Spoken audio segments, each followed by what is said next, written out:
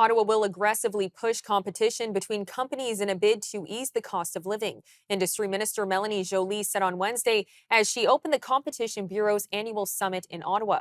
In her speech, Joly delivered an empathetic endorsement of more market competition in Canada. Competition is another way we're lowering prices because it keeps prices fair, drives innovation, and it provides Canadians with real choice. Let me be clear, this government will be hawkish on competition. Last August, our government upheld the CRTC decision to mandate wholesale access to fibre networks. The ruling enables internet providers to compete today across the country. This means more choice, lower prices, and better service offerings for Canadians everywhere. So my message today is clear. Canada is open for business, but we expect companies to compete fairly. Looking ahead, we'll continue to strengthen competition in Canadian markets because affordability depends on it.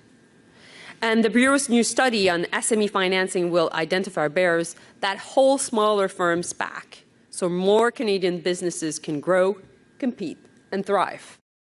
I'm now joined by our contributor, David Clement, with the Consumer Choice Centre to break down Melanie Joly's comments. So, David, I want to start with your first reaction to the minister's comments. Well, it's good news. I mean, she's doing a bit of a victory lap on the CRTC decision. And I mean, I think her assessment there is right because so many Canadians are tired of, regardless of what market you live in, when it comes to your internet provider, you're really stuck with two options, and allowing for cross-regional competition is a big step in the right direction.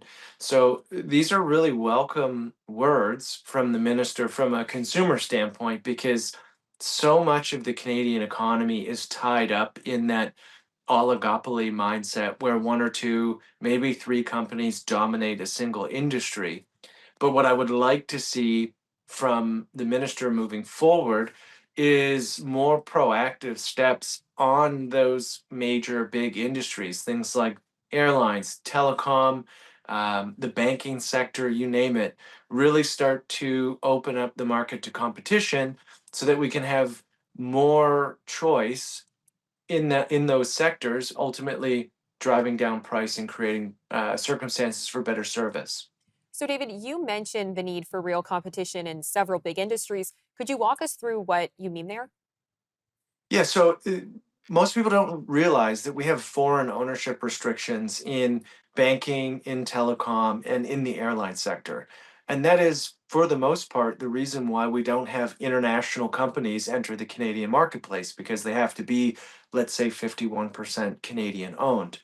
And so by creating that barrier, we create a barrier to entry for international companies, whether they be American or European or Japanese, you name it, from entering the Canadian market and competing with those banks or those telecom companies or those airlines. And so if we're going to have in her words, a hawkish approach on competition, we have to take a serious look at these foreign ownership restrictions. And in regards to foreign ownership rules, could that lead to a situation where international companies could enter Canada and crowd out Canadian businesses? That is how it's framed from the legacy kind of industries or players in the space, that they would ultimately get crowded out. But the other side of this equation is those companies get to solicit capital from abroad. So they actually get to go out and seek investment from around the world, because right now they're capped at, let's say, 49% as a maximum. So yes, they would have to compete with, let's say, an international or a US company that enters the Canadian market that benefits consumers. But it also means that they get to tap into the American investor class or the European investor class, which allows for them to do capital improvements. And so much of our economic stagnation right now has come from a lack of foreign direct investment into Canada. Right now, we have capital leaving the country en masse.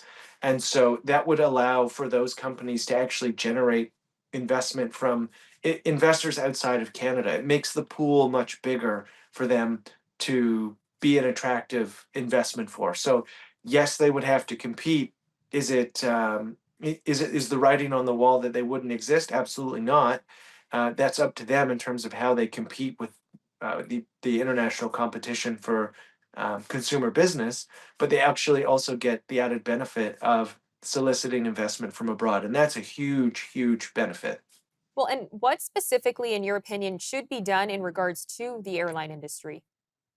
Yes, for the airline industry, most Canadians don't know that international carriers can't fly between two Canadian cities. So you cannot have a British Airways flight from Vancouver to Toronto en route to London. They're only allowed to come and then leave immediately. So one, foreign ownership rules should be relaxed on airlines. And two, we should allow for international carriers to fly domestic routes if they want. One, because it would obviously free up the market and create more choice. Right now, we're really stuck domestically for the most part with two airlines, WestJet and Air Canada. It would be nice if you could get on a flight from Vancouver to Toronto and get off that's otherwise flying to London. It's the same thing with American Airlines. It can't fly from Halifax to Toronto en route to Winnipeg or wherever. And so for the airline industry, we have to get rid of those rules. One, to allow for more competition, but also two, from an efficiency standpoint, because those flights are flying that direction anyway. Why not let them carry passengers, generate revenue, and serve consumers at the same time? And what are some other key areas where the government could show that it's serious about competition?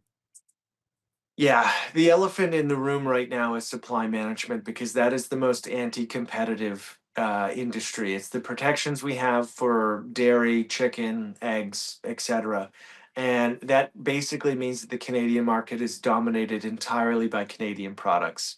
The Trump administration has complained about this. The Biden administration complained about it. We have tariffs upwards of 300% on those goods.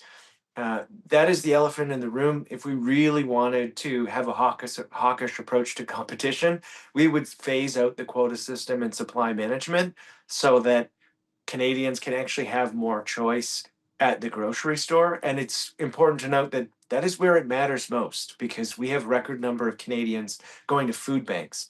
And so policies that increase competition and potentially lower prices is one, hawkish, but two, very necessary given the current economic climate we're in.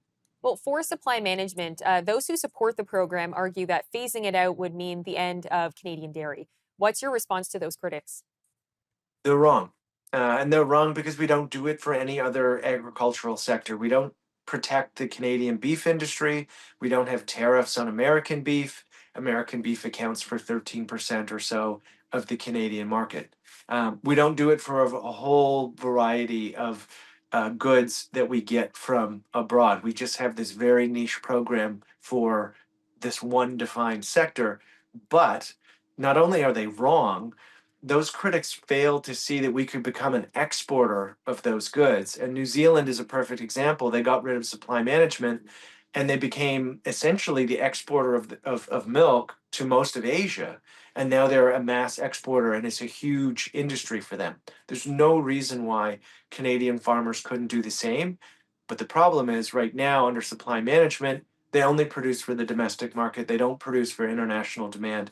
So if we get rid of it, yes, we have more choice and competition here, but our farmers also get to export abroad. Well, David, thank you so much for breaking that down for us. Not a problem.